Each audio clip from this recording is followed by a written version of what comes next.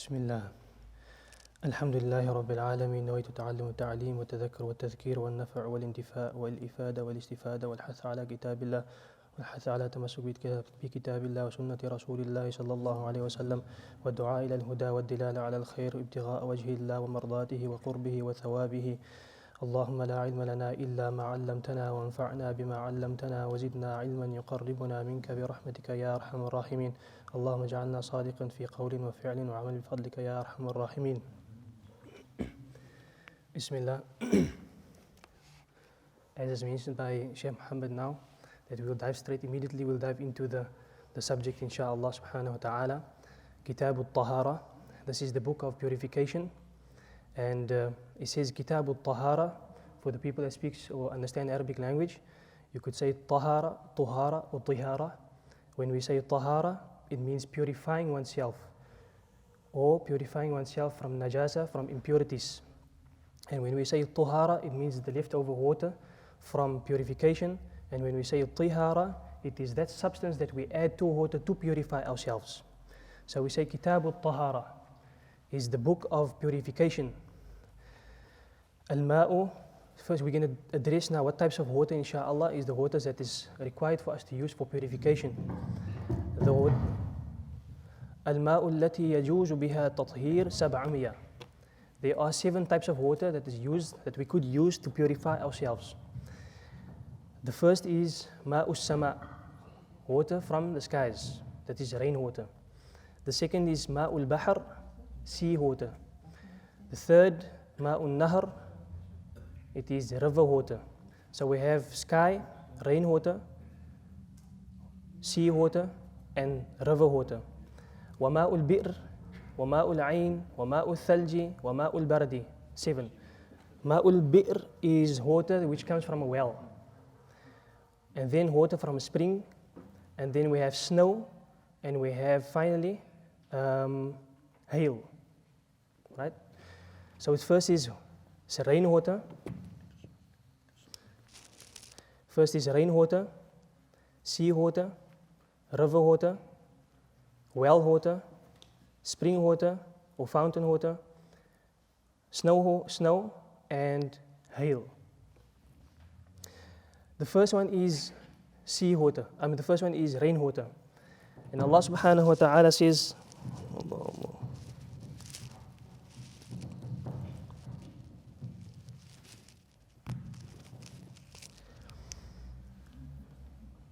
Allah subhanahu wa ta'ala says, Bismillah ar-Rahman ar-Rahim, وَأَنزَلْنَا مِنَ السَّمَاءِ مَاءً طَهُورًا.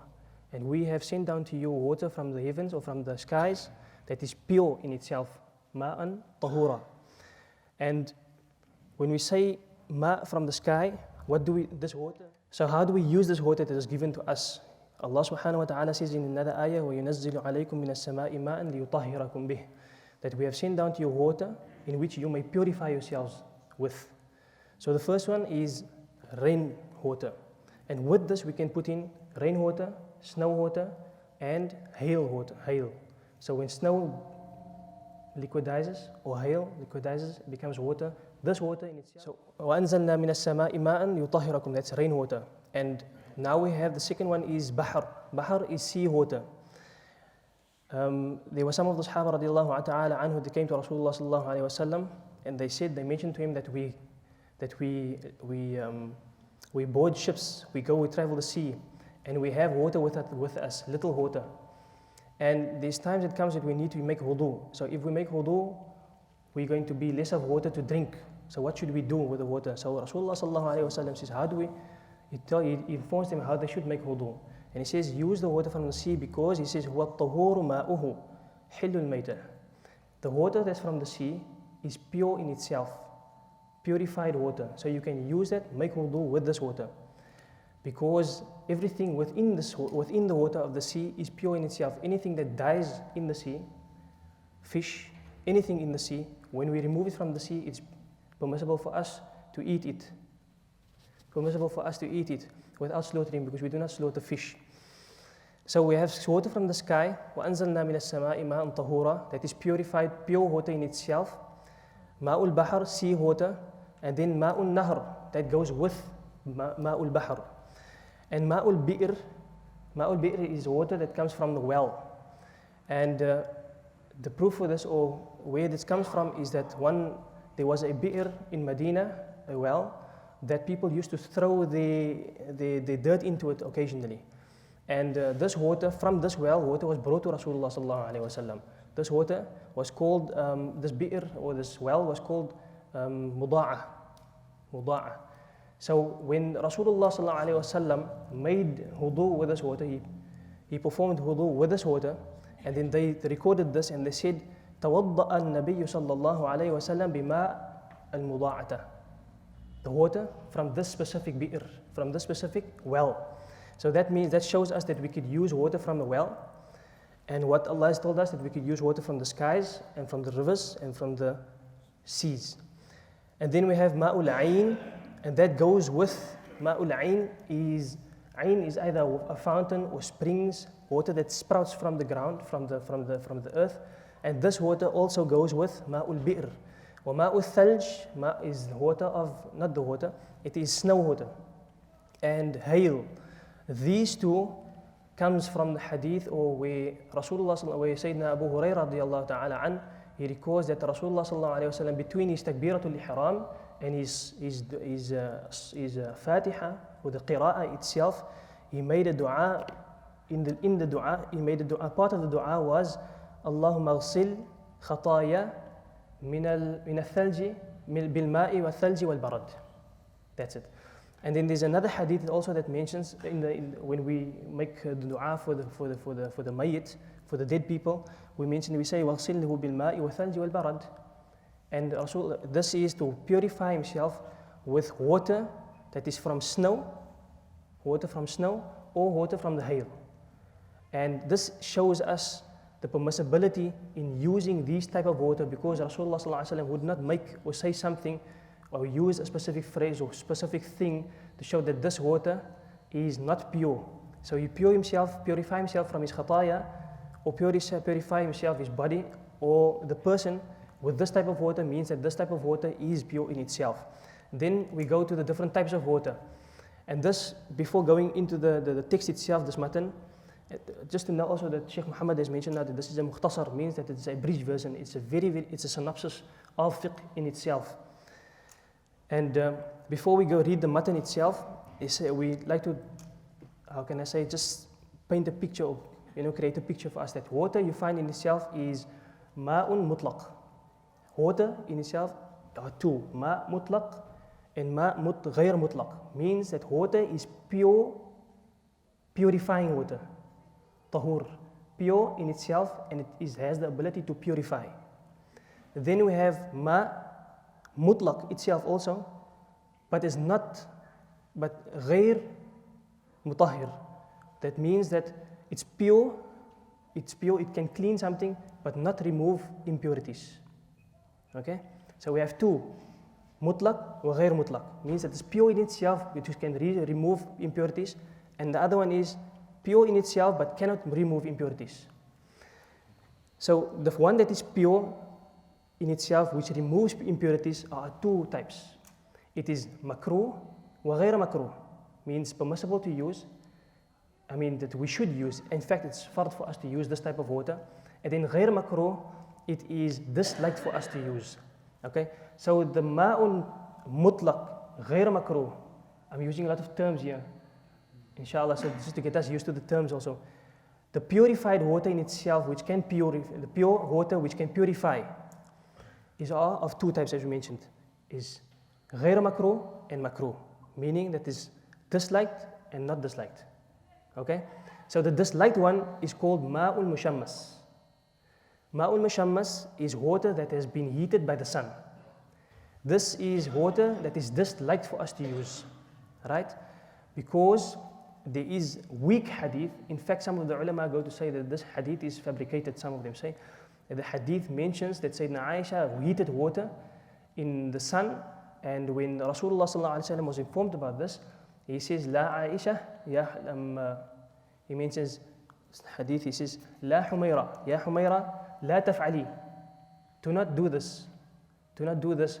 فَإِنَّهُ يُورِثُ الْبَرَص. Because what comes from this type of water could give you a skin disease, right? And then there is another hadith also that mentions that Sayyidina Umar radiallahu ta'ala an, that he disliked using water that was heated by the sun. Okay, so we have ma'un mushammas, that is makruh for us to use. Is disliked for us to use. But this water in itself is pure and it has the ability to purify. But this water is allowed for us to use not on your body but in clothes. You could use it in food, you could use it to purify your clothes. The water that is heated by the sun. Right? And this water, for it, there's 2 rulings for this water, or 3 requirements for this water not to use this water. Means that this water must be heated in a place that is extremely hot. A country, a balad, that is extremely hot, like the East. Extremely hot place. The second thing is that we should not use this water on our bodies, as mentioned. The third thing is that this water on our bodies, the third thing is that we should not use this water in a state of heat. Meaning that it's makruh, it is pure and purifying. But we cannot use it because why it is hot. But when we cool this water down, it's permissible for us to use this water then. Right? If we cool it down or leave it to cool down, we could use this water to purify ourselves. So we have now, as mentioned, we have ma, mutlaq, ghayr mutlaq, and in this section here we have makruh and ghayr makruh. So ghayr makruh, the one that is permissible for us to use, or in fact wajib for us to use to purify ourselves, is ma'un mutlaq itself. This water, the fuqaha or the jurists, they go and they say that this water, when you look at it, you say this is pure water. When you look at it, you say pure water. It means that there's nothing in the water. Nothing, no substance, nothing that changes the color, nothing that changes the smell or the taste of the water. When you look at it, this is pure water. This is the water that's called ma'un mutlaq. This is the water that is required for us to purify ourselves daily. Okay? And then, in the ma'un mutlaq, but this water, the other section, ma'un mutlaq ma'un ghayr mutlaq. Okay, so this is the water. In this section, we find 4 types of water.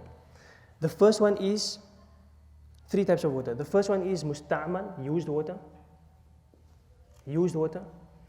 How does water become used? Meaning that we might have made wudu, the fard parts of our wudu, and the water that comes from that wudu, that water itself, that if it is saved, is called ma'un musta'mal, used water. Ma'ul musta'mal. This water is not allowed for us to make wudu again, or to purify ourselves, or to make a ghusl with this water. It's not allowed for us to use this water because it has changed already, it has removed ritual impurities. Right? But this water we could use for something. What could we use it for? For masnoon, for tajdeed al-wudu, to renew our wudu, we could use this water. Because this water itself is pure, as mentioned. It's pure, but cannot purify. Pure, but cannot purify. It's pure in itself, but cannot remove impurities, ritual impurities or najasa. And then we have mutaghayyir in the same thing, in the same section. Mutaghayyir, there are 3. Mutaghayyir means that this water has been changed. What has it been changed with? Either with us throwing something in it, or something has fell in it, which changes the water, yes. Like salt, like tea, juice, anything of this nature that changes the water. This is called ma mutaghayyir. This is called ma mukhtalit, mutaghayyir. So it changes in its state itself. So when you look at it, you say this is water, this is not water. Say this is tea, this is juice, this is something. So it's not water. You don't look at it and say this is water. So this is ma mutaghayyir. This water we cannot use to purify ourselves. We cannot make wudu with this water. We cannot make a ghusl with this water. In fact, we cannot wash our clothes with this water also. Because this water doesn't have the ability to remove impurities. And then the final one is ma najasa, which is clear. Najasa means impure, dirty water. But najasa that is given to us by the shara. The shari said that this is najasa, right? Like bowl, a drop of pee maybe, or anything of that nature. These type of things are impure, and this is called najasa itself. Right? If these type of substances must fall into the water, then the water becomes najasa. And this najasa water, we cannot purify ourselves with it. Okay? So now we dive into the text, inshallah, and see what has been mentioned. Or should I just go over synopsis, or is it a bit too much? Not fun. Okay. So, Bismillah ar-Rahman ar-Rahim, he says, ثُمَّ الْمِيَاهِ عَلَى أَرْبَعَةِ أَقْسَامٍ. Water are 4 types. He says 4 types. I made it into 2 types. Water are of 4 types. The first one is طاهر مطهر غير مكروه. Pure, that can purify, that is permissible, that is not makruh, that is permissible for us, that is in fact wajib for us to use. Pure, that can purify, that is غير makruh, right? Not disliked. And this water is ma'un mutlaq, as mentioned. When you look at the water, you say that this is pure water in itself. This is water that has nothing in it. Nothing changes its substance. Nothing changes its original state. The second one is طاهر مطهر مكروه. Right? As mentioned now, pure, purifying, but it's makruh to use. And which water is this? Ma'un وهو الماء المشمس. And this is water that is heated, ma'un mushammas, water that is heated by the sun. Alright? And it's mentioned that this water that's heated by the sun, in a hot place, in a vessel other than gold and silver. If it's heated in the sun, in a vessel, by the sun, in a vessel other than gold and silver, then this water becomes makruh to use, disliked for us to use, and this water is called ma'un mushammas. But when we cool the water down, we leave it one side and to cool down, then it is permissible for us to use the water and to purify ourselves. Then we can make wudu with this water. وَطَاهِرٌ غَيْرُ مُطَهِّرٌ. Pure water that does not have the ability to purify. And which water is this? وَهُوَ الْمَاءُ الْمُسْتَعْمَلُ. This water is the water that has been used. Right? As mentioned, the water that's been used, musta'mal, it comes from wudu or from a ghusl, or you might have made wudu up until your face, and you put your hand inside the water. If you're making water from a bucket, you put your hand inside the water without making the niyyah of taking water with your hand, or without making the niyyah of doing ightiraf. Then when you put your hand into this water now becomes musta'mal. Because why? This part that you're sticking in this hand that you're sticking into the water is now the part that is wajib for you to wash after the face. After the face is the hand. So now what you're doing is you're sticking your hand in the water, and the water is now removing ritual impurities from the hand. So this water now becomes ma'ul musta'mal. So when you remove your hand, you cannot use this water again. If you remove your hand from this water, you cannot use this water. وهو الماء المستعمل والمتغير بما خالطه من الطاهرات. Mutaghayyir is something that is changed. Mutaghayyir, in the water that has changed by what? Tahirat, by pure things like salt or sugar or hot or chai or tea. If you throw these things into the water, it becomes changed. It changes the water. But this water in itself is still pure because you can drink it. It's still pure. But you cannot purify, you cannot make wudu with this water. You cannot make a ghusl with this water. And then you go on, and then ma'un najis. That is the fourth one, ma'un najis. Dirty, impure water. وَهُوَ الَّذِي حَلَّ فِيهِ النَّجَاسَةِ. Water that najasa or anything impure has fell into it. Alright? Like a dead animal or bowl as mentioned, or anything of that sort, of that nature. وَهُوَ دُونَ الْقُلَّتَيْنِ. Now water that becomes impure if something falls into it, or if you put your hand and you use it, water that becomes impure, this water must be less than qullatayn. Which one?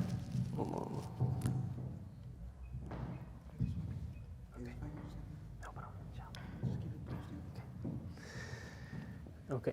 So the water that becomes impure here, when they say water becomes impure, if something falls into it, or if you make wudu with this water and becomes musta'mal, all these type of water that we're speaking about that we cannot use to purify ourselves, means that this water must be less than qullatayn. And what is qullatayn? The fuqaha go and they say there's different opinions. It goes from 190 up to 250 or even more, as as Sheikh Muhammad has mentioned, it's even more, 250 liters of water. So anything below this, if anything falls into it and it changes the state of the water, or the smell of the water, right? Or even the sight of the water, if it changes any of these three sifat, then this water becomes mutaghayyir or mukhtalit, we mentioned changed, or becomes najasa if dirt falls into this water, all right? And for us to purify water, or to use when something falls into it, for us to purify this water, but before that, water like this water must be less than qullatain as mentioned now. So if it is above qullatain, more than 250 for instance, 450 liters, then this water does not become najasa. Right? It falls into it and it changes the sifat of the water, one of the three sifat, meaning that it changes the smell, or the taste, or the sight of the water, then now in this case, this water that is above qullatain, we cannot use.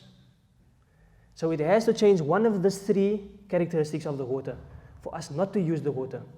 If these characteristics are not in the water and it is above qullatain and anything falls into the water, then it is still permissible for us to use this water to purify ourselves with this water. Is that understood?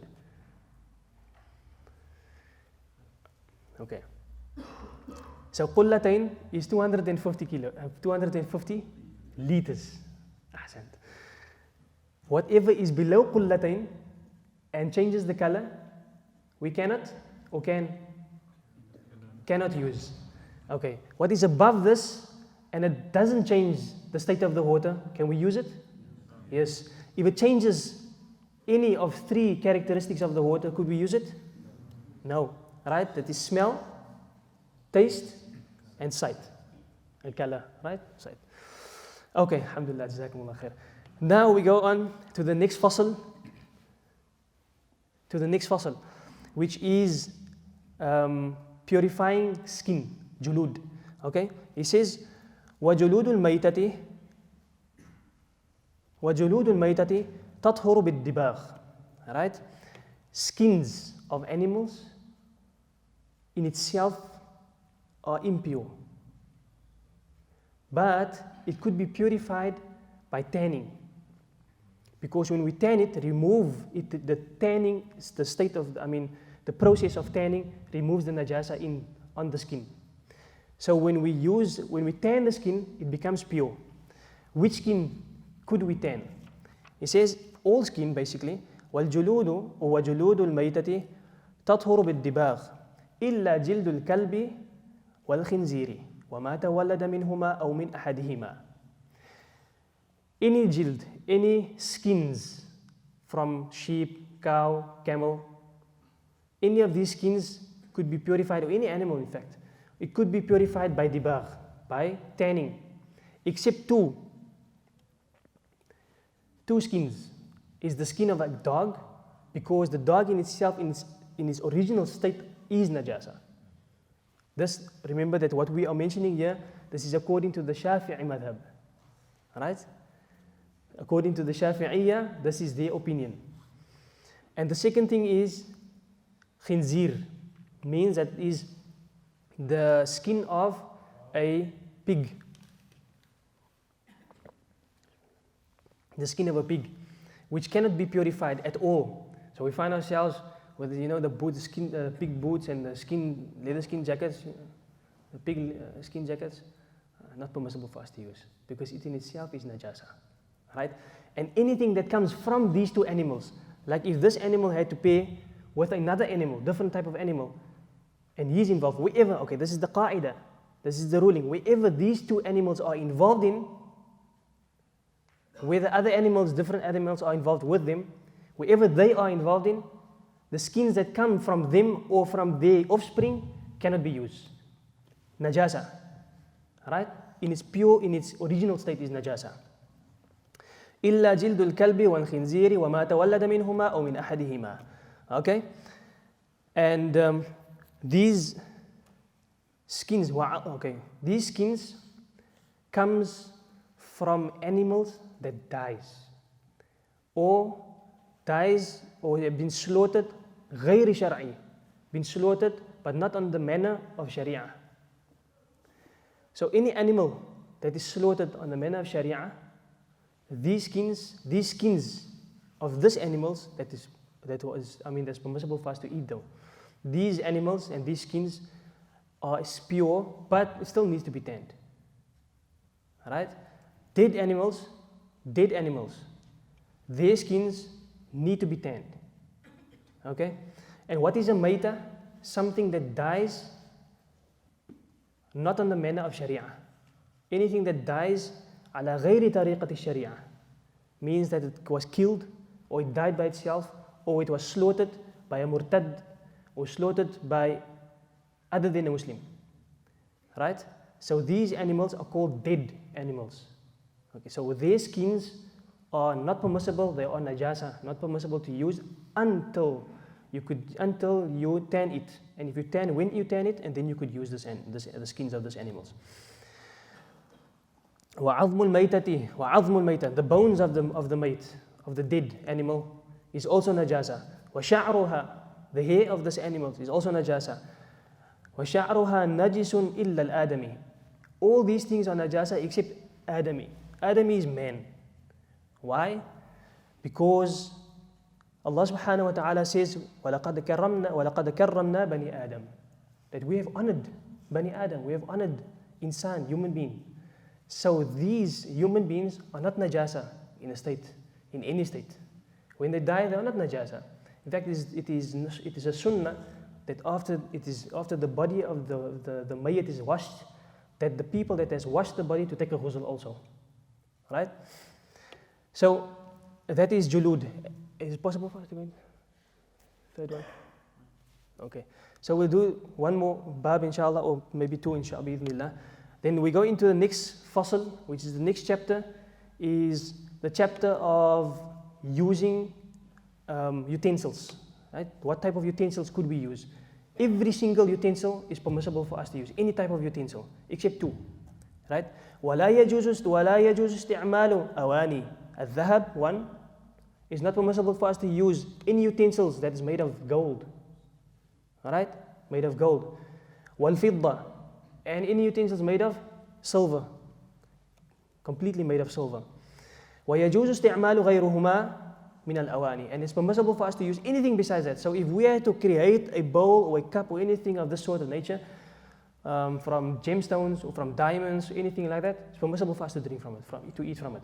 And why should we not do this? Because Rasulullah sallallahu alayhi wa sallam has informed us, لا تلبسوا الحرير ولا دباج ولا تشربوا في آنية الذهب والفضة ولا تأكلوا من صحافها فإنها لهم في الدنيا ولنا في الآخرة. He says that ولا تلبسوا, do not dress in harir, means this is silk. Do not dress in silk. ولا في الدباج, and dibaj is also a type of silk which is more expensive than silk, maybe a different type of silk, more expensive type of silk. Do not dress in these two, which is haram for a male to dress in these two. وَلَا تَشْرَبُوا فِي آنِيَةِ الذَّهَبِ وَالْفِضَّةِ and do not drink from utensils that are made of silver and gold. Alright? And this is the proof for that, because Rasulullah sallallahu alayhi wa sallam has prohibited us from drinking or eating out of these type of utensils. But it is permissible for us to and when we say utensil, first of all, when we say utensils or aniya in the Arabic language, aniya does not just mean something to drink from or to eat from. Aniya means anything, something that you wear. Could be your watch, a ring, belt, chain, anything that you wear. If any of these things are made of silver or gold, pure silver or gold, it is not permissible for us to use. Alright? We cannot use this. Alright? We're going to get to that part now, inshallah. Except one thing, which is the sunnah actually, the ring of a male. The ring is permissible for us to use with silver. We can't dress the ring, right? Because this is the sunnah of Rasulullah sallallahu alayhi wa sallam. Okay, so anything that is gold, like a watch, or a ring, or a vessel that we drink from, glass, cup, bowls, plate, anything, is not permissible. It's permissible for us to use something that is coated with gold or silver. Yes. With one condition though, that the gold, if we apply heat to this utensil, the gold that comes from it is not gathered and we can save it and say this is gold. It should be less than at least a drop of gold. We should not, when we put it to fire, apply fire to this utensil, then we should not gather gold from it.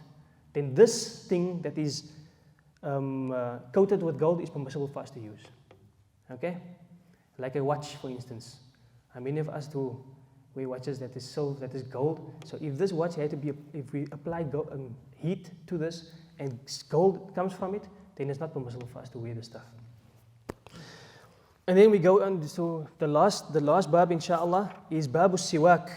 And this is the sunnah of Rasulullah sallallahu alaihi wasallam. There was one of the lessons that we read with our beloved Sheikh Sayyid al-Habib. One of the students, they were sitting and they came to this specific chapter, babu siwak. And he immediately stopped the gathering. We were reading Ihya. And he stopped the gathering and he looked for the reciter. And he asked, where is the guy reciting? Because he just mentioned Babu Siwak, chapter of the toothstick. Siwak. Everybody knows the siwak, right? So I'm not going to say toothstick. And he stopped the gathering and he looked at us. Where's the guy? So he stuck up his hand and said, he asked the guy, where is your siwak? And alhamdulillah, the guy said, here's my siwak. He said, now you complete reading. Start reading. This is to show that implementing the sunnah and how haris these people are implementing the sunnah of Rasulullah sallallahu alaihi wasallam. So, babu siwak, sunnah of Rasulullah sallallahu alaihi wa alihi wa sahbihi wasallam. وَالسِّوَاكُ مُسْتَحَبٌ فِي كُلِّ حَالَةٍ. It is a sunnah to use in every state. When is it sunnah to use? إِلَّا بَعْدَ Okay, we'll speak about it. It says, إِلَّا بَعْدَ الزَّوَالِ لِلصَّائِمِ. Except for the one that is fasting, is not a sunnah for him to use it, as the text says. It's not a sunnah for him to use it after the sun has reached the summit, after dhuhr. Right? For the sa'im, it's not permissible. It's not sunnah for him to use this. Besides this, it's sunnah for him to use, for anybody to use the siwak in any state, in any time. وَهُوَ فِي ثَلَاثَةِ مَوَاضِعَ أَشَدُّ اسْتِحْبَابًا. 3 places, it is absolutely necessary. Right? أشد استحبابا. 3 places is required for us to use it. The first one is عند تغير الفم من أزم وغيره. Means that you use the siwak when the smell in your mouth has changed. And this comes from keeping quiet for a long time perhaps. Or eating something that has a different fragrance in it, different smell in it. Like eating thum or ginger or what is thum? Garlic. So eating these things, then it is required for us to brush our teeth after this to remove the smell from our mouths. Alright? This is the first one. After the mouth has changed, you could use it. And then the second one is when you stand up from your sleep in the morning, standing up from the sleep, to use the siwak first thing. Alright? Because there is a hadith narrated by in the Bukhari and Imam Muslim عن حذيفة قال كان النبي صلى الله عليه وسلم إذا قام من الليل يشوص فاه بالسواك. That Rasulullah صلى الله عليه وسلم mentioned here that when he used to stand up in the nights or from his sleep, the first thing he would do is use the miswak. Use his miswak to clean his mouth. And then there's another hadith that by Sayyidina Aisha radiallahu anha أن النبي صلى الله عليه وسلم لا يرقد من ليل ولا نهار فيستيقظ إلا تسوك قبل أن يتوضأ. Means that whenever time he used to stand up and make wudu. Sayyidina Aisha narrates this hadith. Any time that Rasulullah sallallahu alaihi wasallam used to make wudu or stand up from his sleep or anything, he used to use the toothstick first. He used to use the miswak first. Alright? And then وَعِنْدَ قِيَامِ إِلَى الصَّلَاةِ. That's the last one. وَعِنْدَ قِيَامِ إِلَى الصَّلَاةِ. The first one is after the change of the mouth. The second one is qiyam min al-nawm, standing up from your sleep. The final one is when we stand up to make salah. Alright? Because there's a hadith that mentions, there's two hadith that mentions. The first one is لولا أن أشق على أمتي لأمرتهم بالسواك عند كل صلاة. If it was not a difficulty for this ummah, if I knew that it was going to be a difficulty, if I knew that it was not going to be a difficulty for this ummah, then I would have ordered them to use the two-stick or the siwak before every salah. If I knew it wasn't going to be difficult for them. But Ya Rasulullah sallallahu alayhi wa sallam, huwa arham ar-rahimin, he's got one of the, he's got from the sifat of Allah subhanahu wa ta'ala, that he is merciful with his ummah sallallahu alayhi wa sallam. And he says that if I knew that it was going to be difficult, if I knew that it was not going to be difficult for them, then I would have ordered them to do that. And then another hadith says, لَوْلَا أَنَا شُقَّ عَلَىٰ أُمَّتِي لَأَمَرْتُمْ فِي عِنْدَ كُلِّ هُضُوءٍ. That if I knew, same thing, he would have ordered us to use the miswak at every beginning or at every wudu. Alright? So, those three is, to just go get synopsis of this is the first one is to use the two-stick is sunnah. To use the first one is when you wake up. The second one, when we take, when the mouth changes, right? When the mouth changes. And the final one, salah. Alright? Final one is salah. And there is a hadith that mentions when someone use the siwak at salah, ركعتان بالسواك أفضل من 70 ركعة بلا سواك. That using the siwak within your salah or before your salah, those two rak'ah or that salah is better than 70 rak'at without using the siwak. Right? And this brings us to the end of this section, inshaAllah subhanahu wa ta'ala. Subhana rabbika rabbil izzati amma yasifun wa salamun ala al-mursaleen.